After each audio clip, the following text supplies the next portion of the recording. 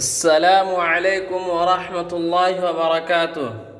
ناظرین، حضرت ابو ذر غفاری رضی اللہ تعالی عنہ مشہور صحابی ہیں جو بعد میں بڑے زاہدوں اور بڑے علماء میں سے ہوئے۔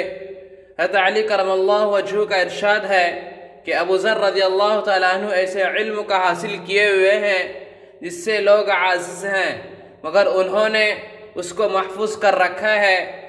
جب ان کو حضور اقدس صلی اللہ علیہ وسلم کی نبوت کی خبر پہنچی تو انہوں نے اپنے بھائی کو حالات کی تحقیق کے واسطے مکہ بھیجا کہ جو شخص یہ دعویٰ کرتا ہے کہ میرے پاس وحی آتی ہے اور آسمان کی خبریں آتی ہے، اس کے حالات معلوم کریں اور اس کے کلام کو غور سے سنیں۔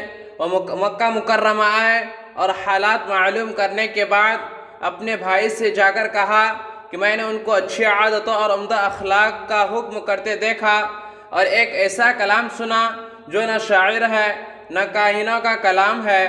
ابو ذر رضی اللہ تعالیٰ عنہ کی اس مجمل بات سے تشفی نہ ہوئی تو خود سامان سفر تیار کیا اور مکہ پہنچے اور سیدھے مسجد الحرام میں گئے۔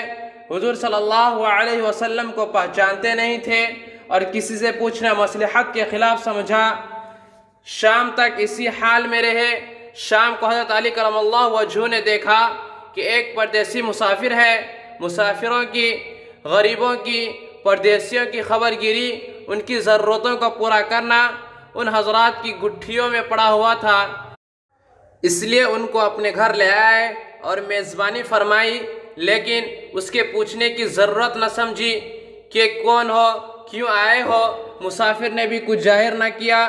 صبح کو پھر مسجد میں آ گئے اور دن بھر اسی حال میں گزارا کہ خود پتہ نہ چلا اور کسی سے دریافت نہیں کیا۔ غالباً اس کی وجہ یہی ہوگی کہ حضور صلی اللہ علیہ وسلم کے ساتھ دشمنی کے قصے بہت مشہور تھے۔ آپ کو اور آپ کے ملنے والوں کو ہر طرح کی تکلیفیں دی جاتی تھی۔ ان کو خیال ہوا کہ صحیح حال معلوم نہیں ہوگا اور بدگمانی کی وجہ سے مفت کی تکلیف علیحدہ رہی۔ دوسرے دن شام کو بھی حضرت علی رضی اللہ تعالیٰ عنہ کو خیال ہوا کہ پردیسی مسافر ہے، بظاہر جس غرض کے لیے آیا ہے وہ پوری نہیں ہوئی، اس لیے پھر اپنے گھر لے آئے اور رات کو کھلایا سلایا، مگر پوچھنے کی اس رات کو بھی نوبت نہ آئی۔ تیسری رات کو پھر یہی صورت ہوئی تو حضرت علی رضی اللہ تعالیٰ عنہ نے دریافت فرمایا کہ تم کس کام سے آئے ہو، کس غرض سے آئے ہو؟ تو حضرت ابو ذر غفاری رضی اللہ تعالیٰ عنہ نے اول ان کو قسم اور عہد و پیمان دیے اس بات کی کہ وہ صحیح بتائیں، اس کے بعد اپنی غرض بتلائی۔ حضرت علی کرم اللہ وجہہ نے فرمایا کہ وہ بے شک اللہ کے رسول ہیں اور صبح کو جب میں جاؤں تو تم میرے ساتھ چلنا اور وہاں تک پہنچا دوں گا، لیکن مخالفت کا زور ہے، اس لیے راستے میں اگر مجھے کوئی شخص ایسا ملا جس سے میرے ساتھ چلنے کی وجہ سے تم پر کوئی اندیشہ ہو تو میں پیشاب کرنے لگوں گا اور اپنا جوتا درست کرنے لگوں گا، تم سیدھے چلے چلنا، میرے ساتھ ٹھہرنا نہیں، جس کی وجہ سے تمہارا میرا ساتھ ہونا معلوم نہ ہو۔ چنانچہ صبح کو حضرت علی کرم اللہ وجہہ کے پیچھے پیچھے حضور صلی اللہ علیہ وسلم کی خدمت میں پہنچے۔ وہاں جا کر بات چیت ہوئی، اسی وقت مسلمان ہو گئے۔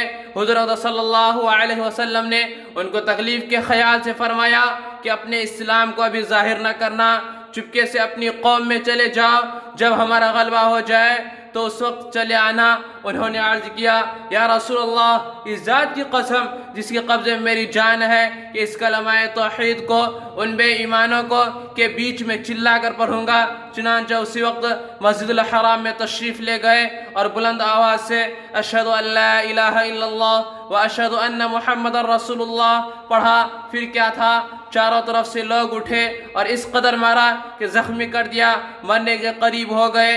حضور صلی اللہ علیہ وسلم کے چچا حضرت عباس رضی اللہ تعالیٰ عنہ جو اس وقت تک مسلمان بھی نہیں ہوئے تھے، ان کے اوپر بچانے کے لیے لیٹ گئے اور لوگوں سے کہا کہ کیا ظلم کرتے ہو، یہ شخص قبیلہ غفار کا ہے اور یہ قبیلہ ملک شام کے راستے میں پڑتا ہے، تمہاری تجارت وغیرہ سب ملک شام کے ساتھ ہے، اگر یہ مر گیا تو شام کا جانا آنا بند ہو جائے گا۔ اس پر ان لوگوں کو بھی خیال ہوا کہ ملک شام سے ساری ضرورتیں پوری ہوتی ہیں، وہاں کا راستہ بند ہو جانا مصیبت ہے، اس لیے ان کو چھوڑ دیا۔ دوسرے دن پھر اسی طرح انہوں نے جا کر بآواز بلند کلمہ پڑھا، اور لوگ اس کلمہ کو سننے کی تاب نہ لا سکتے تھے، اس لیے ان پر ٹوٹ پڑے۔ دوسرے دن بھی حضرت عباس رضی اللہ تعالیٰ عنہ نے اسی طرح ان کو سمجھایا، ہٹا دیا کہ تمہاری تجارت کا راستہ بند ہو جائے گا۔